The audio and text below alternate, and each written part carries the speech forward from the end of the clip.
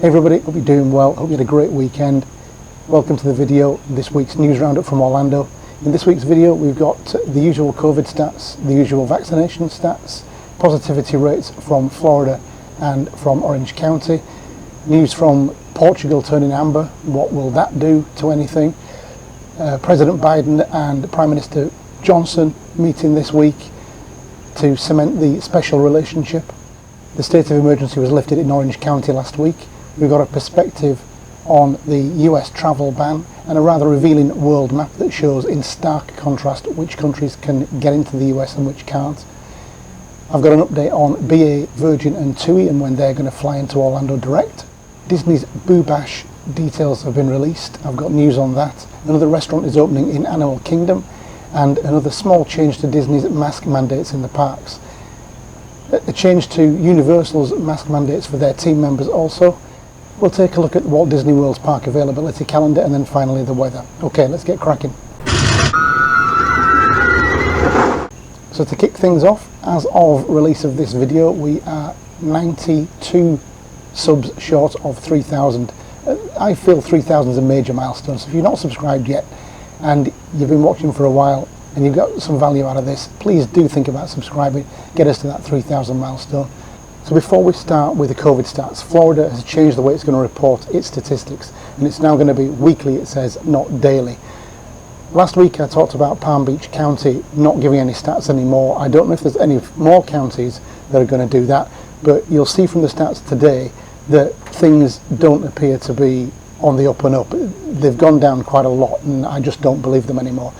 I'm going to keep doing them up until the point in time I don't think there's any point in doing them anymore.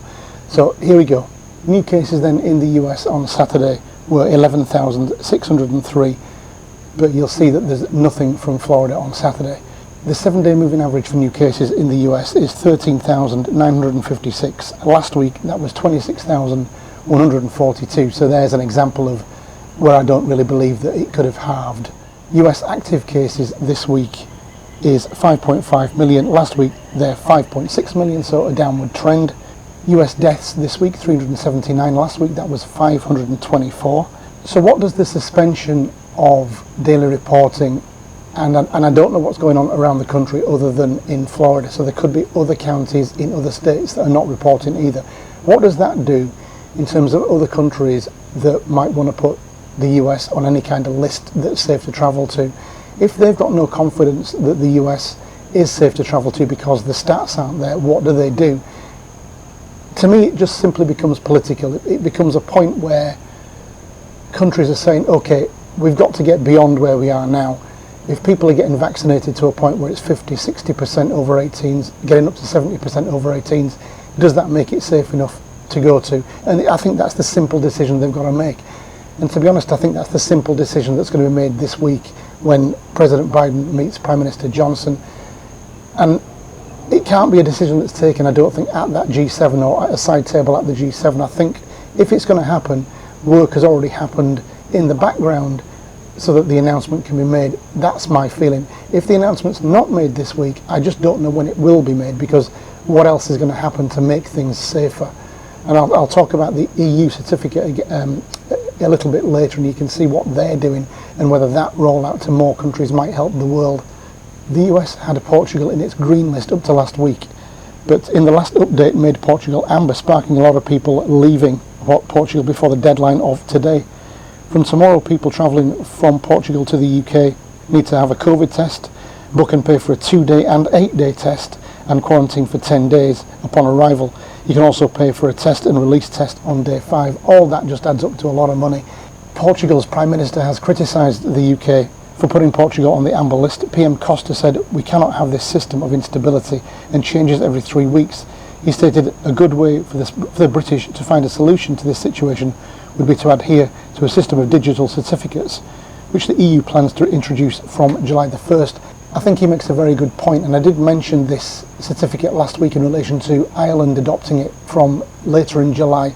And I think that the more countries that do adopt that, it would be better for everybody concerned. If Britain could adopt that and the US could adopt that, and people who have either are vaccinated or have had a COVID test or are recovered from COVID can get on a plane and go without any further ado or quarantine or further testing. I think that's got to be the way forward. The positivity rate in Florida last week was 4.5% on a 7-day moving average. This week it's 4.2%, from moving down quite a bit there. In Orange County, the positivity rate last week was 4.2%. This week it's 3.9%, which is really good going. Orange County Mayor Jerry Demings lifted the state of emergency on Friday, which means no masks or social distancing are required anywhere in Orange County. That does not apply to individual businesses who can still impose restrictions, and public transport where masks are still required. No report from Florida on Saturday on new cases, but the 7-day moving average for Florida for new cases is 1,020 this week. Last week that was 1,793. Again, looks a bit too good to be true to me. Active cases in Florida last week 341,000, this week 323,000, so moving down there if the stats are correct. The 7-day moving average for deaths in Florida is 25, and last week it was 44. I just don't believe that there were 25 deaths in Florida, I'm afraid. Again, I'm having less and less confidence in the stats that Florida is producing. I will keep putting them up just in case they do get back to normal or until they're no longer required. The number of vaccines distributed throughout the US as of yesterday was 371.5 million, up from 366.3 million on May the 29th. That's just 650,000 a day. The number of vaccines administered as of May 29th in the US was 293.7 million. Yesterday it was 301.6 million, so just under 1 million a day for the last week. Yesterday the number of vaccines administered was 958,000. And you can see there is a steady fall in uptake, even though 12 to 15 year olds can now get the Pfizer vaccine. Looking at the chart that shows the share of people who have had at least one dose of vaccine throughout the world, Israel is still top, Canada now doing really well, jumped into second, the UK is still travelling along very nicely, and the US is flagging, I'm afraid. US are going very well now in a pretty much straight line, but doing much better than they have been.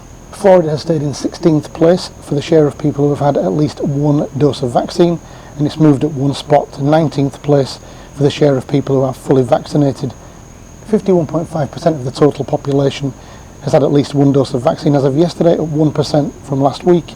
41.9% are fully vaccinated, and that was 40.7% last week. The Sun said last week, and I included this in last week's video, that UK airlines were preparing for a start of travel to the US from tomorrow.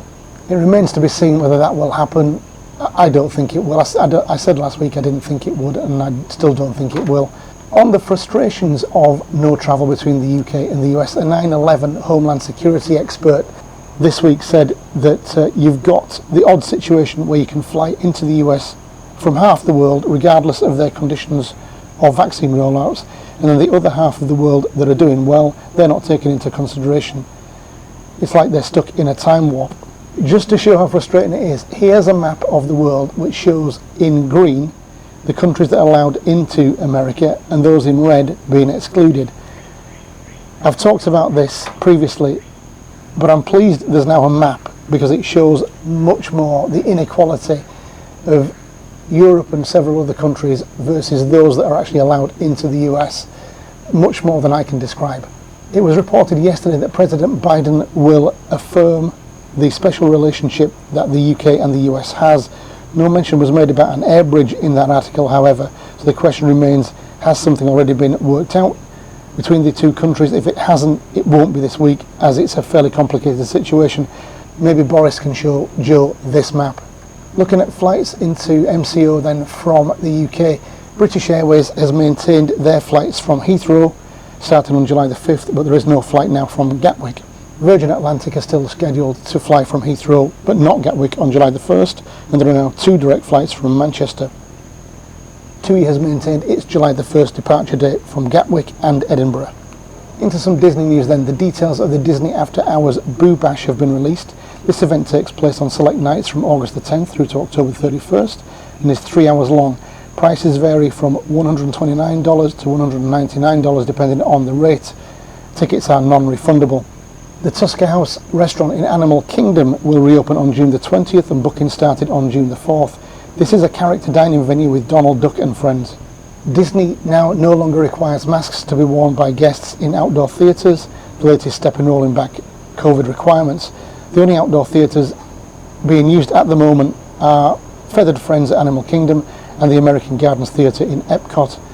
At Universal, there's been an updated mask policy for team members. As of last Saturday, team members do not need to wear a mask outdoors. Looking then at the Walt Disney World Parks Availability Calendar for June, and theme park ticket holders start to get some availability, as do resort guests, as the month progresses, and it gets better towards the end of the month. AP holders are pretty good for the month of June. Into July, and except for July the 4th weekend, it's looking very good for both theme park tickets and resort guests. For annual pass holders, it's just July the 4th itself at Magic Kingdom that is unavailable. For August, both theme park tickets and resort guests are all green, and annual pass holders just have Magic Kingdom unavailable on the 30th and 31st. It's the same in September. Theme park tickets and resort guests green, and annual pass holders with 3 days that they can't go to Magic Kingdom. Looking at October, and the busiest day for theme park tickets and resort guests is October the 1st, the 50th anniversary of Walt Disney World. For annual passes, the 1st is now completely full.